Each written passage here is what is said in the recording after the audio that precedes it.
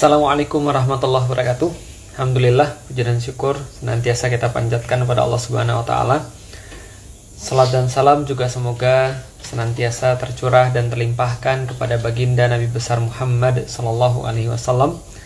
Manusia mulia yang senantiasa kita muliakan dengan cara menaati setiap perbuatan dan setiap perkataannya, dan semoga setiap daripada kita, siapapun muslim yang senantiasa merindukan beliau sallallahu alaihi wasallam di dunia, kelak nanti akan beroleh syafaatnya, kelak akan beroleh ampunan daripada Allah Subhanahu wa taala melalui dengan perantaraan beliau sallallahu alaihi wasallam, ditempatkan dengan beliau sallallahu alaihi wasallam di surga yang terbaik yang disediakan oleh Allah kepada hamba-hambanya.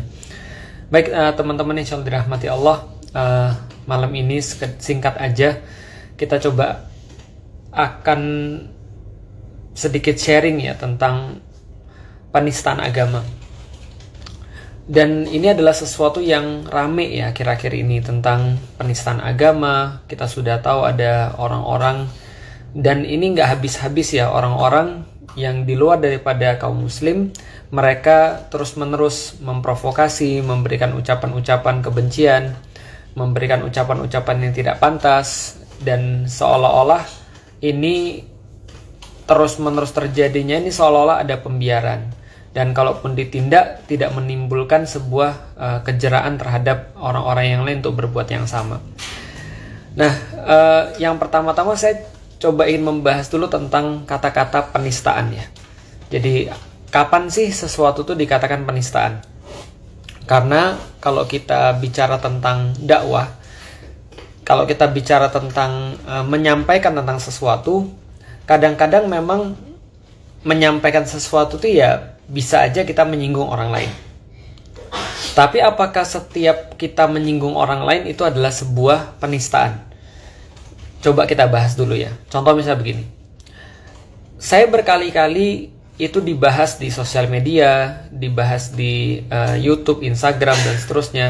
Dan dikatakan bahwa saya menyinggung atau menistakan ajaran agama yang saya sebelumnya, agama Katolik misalnya. Misalnya misalnya mereka mengatakan, wah, ketika Felix Yao itu bercerita tentang agamanya yang lalu, bercerita tentang agama Katolik, maka dia kayak merendahkan agama Katolik. Padahal pada saat itu saya cuma menceritakan pengalaman saya ketika saya berada di dalam agama Katolik, lalu saya menjelaskan kenapa saya mau untuk masuk Islam, dan kenapa waktu itu dari agama Katolik saya jadi seorang ateis, saya jadi seorang agnostik, lalu kemudian berpindah pada Islam. Jadi sebenarnya Islam gak ada hubungannya dengan ketika saya keluar dari agama Katolik. Saya cuma menjelaskan ketika saya berada di dalam agama Katolik, lalu saya tidak dipuaskan akal saya dengan agama saya yang lama, kemudian saya menjadi ateis karena itu. Dan setelah saya jadi ateis, saya jadi agnostik, lalu kemudian setelah saya jadi agnostik, saya jadi seorang muslim, karena mendapatkan kepuasan dan mendapatkan jawaban secara logis yang tidak saya dapatkan di agama yang lalu. Ini dikatakan sebagai sebuah penistaan. Padahal sebenarnya penistaan itu maksudnya bukan begitu, atau penghinaan itu maksudnya bukan begitu. Karena kalau kita berbicara tentang ketersinggungan orang, kita berbicara tentang perbuatan tidak menyenangkan, mungkin standar satu orang dan orang yang lain akan berbeda. Misal, kalau kita bicara tentang iklan aja misalnya, iklan kecap saya nomor 1. Nah, iklan itu kan semuanya kan kayak gitu ya. Kecap itu kan pasti nomor 1, nggak ada kecap nomor 2. Bisa aja ketika kita ngomong kecap itu nomor 1, kecap kita nomor 1, lantas ada kecap-kecap yang lain yang kemudian mengatakan, wah, kamu kalau begitu menghinakan saya dong, berarti kamu bilang saya nomor 2 dong. Enggak, kita nggak bilang gitu. Yang kita bilang adalah kecap kita nomor 1. Tapi kalau seandainya ada yang lain yang tersinggung, ini adalah sesuatu yang lumrah, ini adalah sesuatu yang biasa, dan ini tidak dikatakan sebagai sebuah penghinaan. Misal kalau itu kita lihat di dalam Al-Quran. Di dalam Al-Quran sendiri Allah menyampaikan bahwa waman adzlamu mimman iftara 'alallahi kadziba, dan siapa yang lebih zalim daripada orang-orang yang mengadakan kebohongan-kebohongan terhadap Allah. Dan Allah dengan sangat nyata-nyata itu mengatakan di dalam Al-Quran tentang satu konsep tauhid, Qul huwallahu ahad misalnya. Katakanlah Allah itu hanya satu. Allahus Samad, dialah yang tempat bergantung, tempat untuk berharap, tempat segala sesuatu itu menyandarkan dirinya kepada dia. Lam yalid walam yulad, dia tidak beranak dan tidak pula diperanakkan. Walam yakul lahu kufuwan ahad, dan tidak ada satupun yang serupa dan sekufu dengan dia, semisal dengan dia. Nah, ketika ayat ini dibacakan, bisa jadi ada orang yang tersinggung, bisa jadi ada orang yang merasa terhina, bisa jadi ada orang yang merasa agamanya dinista. Maka wajar ketika beberapa waktu yang lalu ada yang melaporkan dari pihak agama lain, melaporkan buku agama orang-orang muslim. Karena dianggap bahwa buku agama itu menistakan agama dia. Karena berkata bahwa selain Islam itu adalah kafir. Gitu kan ya. Jadi ketika orang-orang muslim mengatakan siapapun yang beriman kepada Allah, the believers, namanya adalah al-mu'minun. Sedangkan kalau orang-orang yang tidak percaya kepada Allah, tidak meyakini Allah, namanya orang-orang kafirun. Nah, mereka bilang, oh ini saya nggak suka diomongin orang kafir, saya merasa dihina, saya merasa dinista. Nah, ini namanya adalah kayak sesuatu yang tidak tepat. Bahwa menghina, menista itu bukan kayak gitu. Apapun yang kita lakukan memang bisa jadi menyinggung orang lain. Walaupun kita cuma mengatakan bahwa saya seorang laki-laki yang mencoba untuk menafkahi istri dengan cara yang terbaik. Nah, kalau kita ngomong kayak gitu pun bisa jadi ada juga orang yang tersinggung. Lalu orang berkata, kalau gitu kamu bilang saya nggak menafkahi istri saya dengan baik. Loh, siapa yang bilang? Saya kan cuma bilang saya lelaki yang cuma berusaha menafkahi istri saya dengan baik. Intinya, dalam pergaulan sehari-hari, baik itu adalah dari muslim kepada yang selain muslim, ataupun itu adalah dari yang selain muslim kepada yang muslim, bisa jadi ada ketersinggungan yang memang tidak diniatkan untuk itu, yang tidak dimaksudkan untuk itu, yang memang mungkin ada sensitivitas yang terlalu tinggi, baper kalau zaman sekarang. Jadi dibawa perasaan sehingga kata-kata yang tidak menista dijadikan seolah-olah menista. Seperti yang saya bilang tadi, saya menceritakan kenapa saya keluar daripada agama Katolik, itu dikatakan seolah-olah menistakan agama Katolik. Saya bilang alasan saya masuk Islam adalah karena karena logika saya dipuaskan dengan agama, seolah-olah kemudian tiba-tiba ada yang bilang kalau begitu kamu menghina agama Katolik karena agama Katolik seolah-olah tidak masuk akal dan tidak masuk logika. Kira-kira gitulah. Nah, jadi ini pengen saya sampaikan bahwa kadang-kadang memang ada sensitivitas yang terlalu tinggi, baper, sehingga orang-orang tuh merasa bahwa dirinya dihina, padahal sebenarnya tidak seperti itu ceritanya. Nah, ini yang pertama. Dan di dalam Islam sendiri tentang urusan kebencian, tentang urusan penistaan terhadap agama yang lain, terhadap pencelaan terhadap agama yang lain, Islam ini sangat tegas sekali. Allah di dalam Al-Quran itu senantiasa mengingatkan, bahkan dengan ayat yang sangat tegas, bahwasanya Allah menyuruh kaum muslimin jangan kalian mencela sesembahan-sesembahan orang lain. Walaupun kita sudah tahu pasti bahwa itu adalah sesembahan yang tidak mengantarkan manfaat. Atau dalam bahasa kaum muslimin, mereka menyeru kepada selain Allah. Mereka menyembah pada satu Tuhan selain Allah.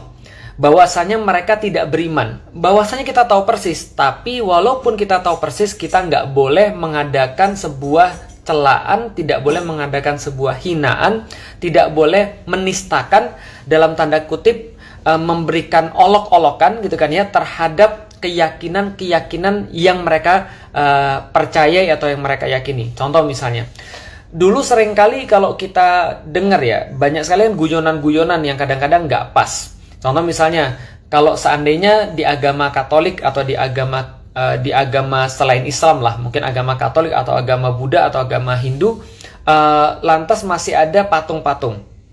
Lalu kita mengolok-olok patung-patung itu, atau kita membuat lelucon atau membuat semacam kayak bercandaan yang kurang pantas dengan patung-patung itu. Nah, itu dilarang di dalam Islam. Kita tidak boleh. Kenapa? Karena dengan melakukan itu dikhawatirkan maka orang lain pun akan mencela apa yang kita yakini. Karena sebenarnya kita harus memahami bahwasanya tidak semua orang yang meyakini sesuatu itu karena mereka itu 100% meyakini. Bisa jadi karena mereka tidak tahu. Yang jelas Islam sangat-sangat melarang mencela. Mencela sesembahan yang diyakini oleh orang lain itu tidak diperbolehkan. Kenapa? Karena memang secara hukum agama ini berkaitan dengan etika. Ketika kita dakwah juga, ya siapa sih yang mau mendengarkan kita ketika kita sudah memulai pembicaraan itu dengan mencaci maki, atau dengan mengolok-olok, atau dengan menghinakan, atau dengan mencela. Nggak ada, gitu kan ya. Walaupun mungkin yang dicela atau yang diolok-olok itu adalah sesuatu yang betul, tapi caranya sudah tidak pas. Itu adalah yang perlu kita sampaikan. Dan tidak hanya urusan agama, apalagi urusan agama, tapi bahkan Islam juga melarang kita untuk mencela ataupun menghina ataupun menistakan, walaupun itu hubungan di antara manusia. Makanya Allah berfirman di dalam Al-Quran dalam surat Al-Lumazah, gitu kan ya, wailul likulli humazatil lumazah. Sangat celaka, kecelakaan besar bagi orang-orang pengumpat lagi palap dan juga para pencela. Jadi humazatin lumazatin ini adalah sebuah ucapan, yang sebuah kata-kata yang hampir mirip, yang menceritakan tentang orang-orang yang suka sekali mereka itu menghabiskan waktu untuk mengorek-ngorek kesalahan orang lain, sehingga dia bisa memanfaatkan kesalahan itu untuk membuat orang itu malu di depan umum, sehingga dia terlihat lebih tinggi, dia terlihat lebih mulia, dia terlihat lebih bagus, dia kelihatan lebih keren. Bahkan dikatakan bahwa humazatin lumazatin ini adalah orang-orang yang benar-benar pintar memainkan lidahnya untuk bisa membuat orang itu seolah-olah merasa dirinya itu rendah sekali, dan akhirnya dia putus asa. Dan ini disetarakan dengan ucapan-ucapan iblis, karena ucapan iblis itu senantiasa bertujuan membuat manusia itu merasa rendah, membuat manusia itu merasa worthless. Dia merasa tidak ada gunanya, gitu kan ya, unworthy, gitu kan ya, merasa tidak ada gunanya, sehingga dia cenderung akan berputus asa daripada rahmat Allah Subhanahu wa taala. Nah, ini adalah humazatin lumazatin. Jadi wailul likulli humazatil lumazah allazi jama'a mala wa addadah, dan seterusnya. Para pengumpat dan para pencela ini senantiasa orang-orang yang adalah yang menumpuk harta. Mereka itu tidak peduli dengan manusia. Mereka egois karena mereka insecure dengan dirinya sendiri. Mereka nggak mau kelemahan mereka terkuak, maka mereka cari kelemahan orang lain. Mereka manfaatkan kelemahan orang lain itu supaya dirinya tetap merasa aman dengan cara menyerang orang lain terlebih dahulu. Ini adalah perintah Allah yang merupakan larangan untuk mencela dan menistakan serta menghina manusia. Dan banyak lagi di dalam Al-Quran firman-firman Allah yang juga senada seperti itu.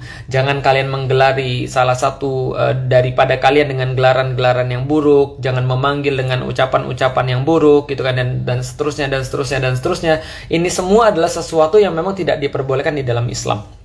Nah, kalau gitu kita lihat sekarang bagaimana dengan kasus yang kemarin lagi rame, misalnya tentang penistaan agama, yang sudah saya sampaikan ini terjadi berkali-kali. Ini terjadi berkali-kali, dan kalau teman-teman sering nonton video-video saya bilang ini bukan penistaan yang pertama dan bukan penistaan yang terakhir.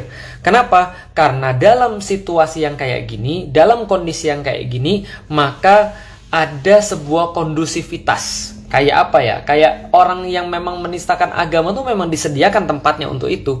Jadi seolah-olah ketika dibuat satu framing ya, bahwa Islam itu adalah pembuat radikal, Islam itu justru penyebar kebencian, Islam itu justru adalah intoleran dan segala macam, maka ada sebuah polarisasi, di mana polarisasi ini ada orang-orang yang berusaha untuk mempertahankan Islam, dan ada orang-orang yang merasa bahwa menghina Islam itu adalah bagian daripada perjuangan untuk mempertahankan NKRI, seolah-olah kayak gitu. Makanya kita lihat bahwa orang-orang yang menghinakan Islam, menistakan Islam, ataupun mereka kayak menjadikan Islam sebagai olok-olokan, biasanya mereka menambahkan bahwa saya melakukan ini karena NKRI.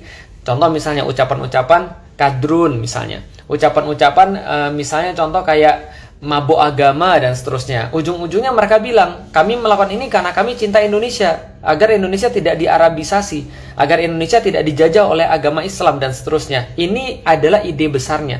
Maka saya katakan, selama narasi ini yang dipelihara, ya kita tidak akan pernah sepi daripada orang-orang yang akan menistakan agama. Persis kayak yang baru ini juga terjadi. Dia juga sama. Dia seolah-olah berbicara atas nama Indonesia, berbicara atas nama pembela NKRI, lalu kemudian dia merasa ketika dia sudah NKRI, sudah Pancasila, dia merasa dengan leluasa bisa menistakan agama. Seolah-olah agama ini adalah biang rusuh di Indonesia, khususnya agama Islam. Nah, ini yang kemudian saya katakan narasi yang ada sekarang. Dan apakah yang dilakukan itu adalah sebuah penistaan? Ya banget.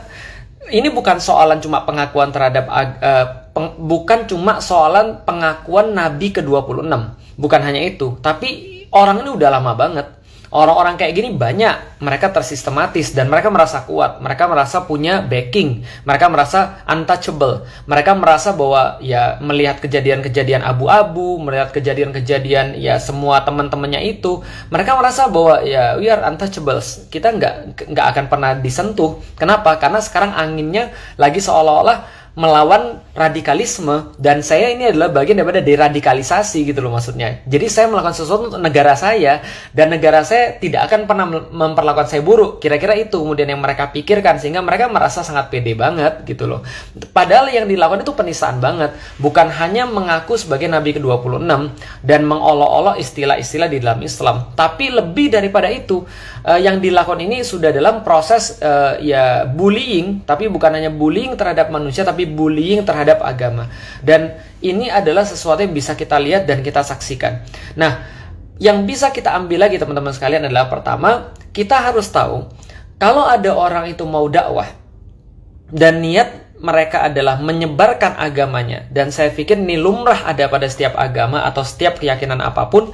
Ya jangankan agama, Anda nonton film bagus aja Anda mau kasih tahu pada orang lain. Anda makan makanan enak aja Anda mau kasih tahu pada orang lain, apalagi ini soalan agama. Maka sah-sah saja ketika seseorang yang beragama tuh pengen mendakwahkan agamanya kepada orang lain. Tapi masalahnya adalah setiap orang yang beragama itu akan sadar kalau dia memulai dakwahnya dengan cacian, maka tidak akan ada respect pada dia. Nah, orang ini tentu pasti sadar yang dia lakukan itu sesuatu yang tidak akan pernah menimbulkan respect daripada kaum muslimin, andaikan dia pengen mendakwahkan kaum muslimin kepada agama dia. Sama seperti saya, ketika kita memahami dakwah, bukan hanya saya, kita semua orang muslim. Ketika kita memahami dakwah, dakwah itu adalah apa? Dakwah itu asal katanya adalah da'a yad'u dakwatan. Artinya adalah undangan. Namanya undangan itu adalah ya kayak orang undang nikah. Undangan tuh ya ada pitanya, ditulis dengan tulisan yang rapi, ditulis dengan tulisan yang bisa dibaca, diserahkan dengan sangat hormat, lalu kemudian dibilang datang ya kalau seandainya luang, kalau nggak bisa datang mohon doanya ya, dan segala. Nah itu cara ngundang orang tuh begitu. Nah kalau kita ngundang orang awalnya sudah mengolok-olok orang, awalnya sudah memaki-maki orang dan apa yang dia yakini, padahal kita belum tahu yang dia yakini itu karena dia nggak tahu atau karena memang dia tahu, whatever, yang manapun itu, kaum muslimin merasa bahwa dia tidak boleh memulai dengan sebuah cacian, dia nggak boleh memulai dengan sebuah makian, dan Allah memang melarang itu di dalam Al-Quran. Maka kalau dia pengen agar orang tuh respect dengan dia, maka dia harus respect juga dengan apa yang orang lain tuh yakini, meskipun yang diyakini oleh orang lain tuh salah, gitu loh maksudnya. Nah itulah namanya dakwah. Lah kalau misalnya kita itu dakwah pada orang lain, orang itu sudah ngerti apapun yang pengen kita omongkan, itu bukan dakwah namanya. Itu namanya review. Kita tuh dakwah artinya adalah orang tuh nggak ngerti dengan apa yang kita omongkan, maka kita berusaha agar dia tertarik dengan omongan kita. Nah, tertarik itu tidak bisa diawali dengan caci maki, tidak bisa diawali dengan mengolok-olok ataupun menista. Maka orang ini yang lagi rame ini jelas dia bukan pengen untuk berdakwah. Jelas dia bukan pengen untuk menyebarkan agamanya, tapi dia pengen provokasi. Jadi dia senang ketika terjadi kericuhan, dia senang ketika terjadi keramaian, dia merasa senang dan merasa bangga, bahkan nantang kan itu kan. Itu kan tanda-tandanya tuh.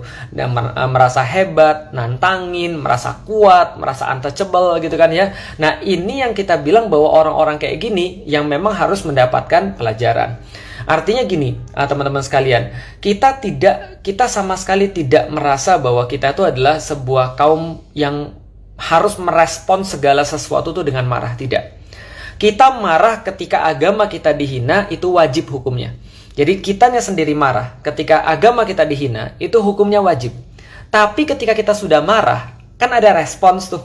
Nah, responsnya tidak harus teriak-teriak, tidak harus marah juga, tidak harus ngamuk juga. Tapi respons kita ada banyak yang bisa kita lakukan. Minimal 2. 1, respons kita adalah kemudian kita setelah kita marah, agama kita dihina, maka respons kita menunjukkan dengan akhlak dan adab yang baik. Menunjukkan bahwa kita tidak seperti yang mereka sampaikan. Kita menunjukkan akhlak mulia yang diajarkan oleh Rasulullah kepada kita. Itu yang pertama. Yang kedua, bukan berarti juga orangnya nggak dihukum. Tapi kita juga tetap harus mengawal agar orang-orang kayak gini yang memang menjadi problem dalam masyarakat yang sudah saya sampaikan gara-gara narasi polarisasi tadi itu, maka ini juga harus diperlakukan secara maksimal hukumannya. Supaya apa? Supaya orang-orang tahu bahwa di negeri ini tidak ada yang untouchable. Bahwasanya polarisasi ini harus segera dihentikan. Bahwasanya harus dihentikan pula framing yang seolah-olah mengatakan bahwa Islam ini adalah sumber daripada permasalahan intoleransi, permasalahan radikalisme dan seterusnya. Padahal yang terjadi justru Islam yang diprovokasi terus. Gitu kan ya. Aneh kan ya? Kita yang diprovokasi terus, Islam diprovokasi terus, Islam yang dihinakan, tapi yang dikatakan pembuat kebencian Islam juga. Ini kan lucu, padahal kaum muslimin yang dibully, kaum muslimin yang diolok-olok, kaum muslimin yang dijadiin bulan-bulanan, kaum muslimin yang dihina-hina agamanya. Tapi kalau misalnya dianggap siapa yang membuat kebencian? Islam juga, muslim juga. Ini kan lucu. Nah, ini juga harus dikawal. Berarti dua, kalau secara pribadi kita tunjukkan akhlak yang baik, kita tunjukkan kemudian adab yang mulia, merespons ini tidak harus dengan marah dan tidak harus dengan ngamuk, walaupun kita wajib marah ketika agama kita dihina. Tapi respons yang kita keluarkan apa? Apa program yang pengen kita buat untuk kemudian mendakwakan Islam, sehingga orang-orang yang belum tahu tentang Islam tuh bisa tahu tentang Islam, sehingga ini nggak kejadian lagi besok. Dan orang-orang yang sudah menistakan ini bisa mendapatkan hukuman seberat-beratnya. Kan gitu. Nah, ini yang kemudian berusaha untuk kita coba lakukan. Dan yang terakhir teman-teman sekalian, saya pengen kasih tahu bahwa kita juga tidak boleh mengeneralisasi, tidak boleh stereotip. Bahwasanya ada orang menghina Islam, ada banyak orang yang menistakan Islam, iya. Tapi kalaupun ada orang-orang seperti itu, maka dia tidak mewakili etnisnya dan tidak mewakili agamanya.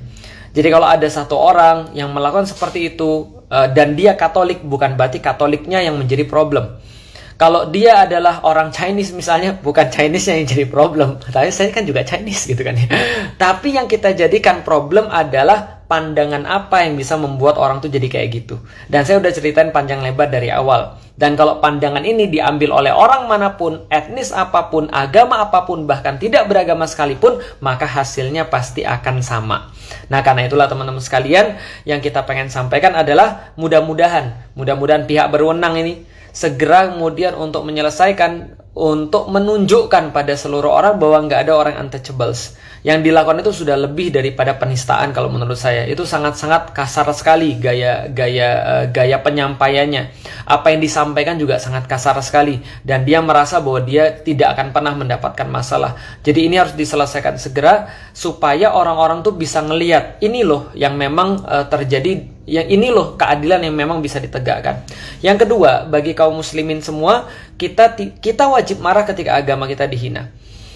Dan kita bisa merespons dengan banyak hal. Dan kita coba memikirkan apa respons yang paling positif, apa respons yang paling maksimal untuk kita dakwahkan ke depan. Jadi ini adalah yang menjadi tantangan bagi kita semua. Bagaimana merespons ini supaya keadaan ini bisa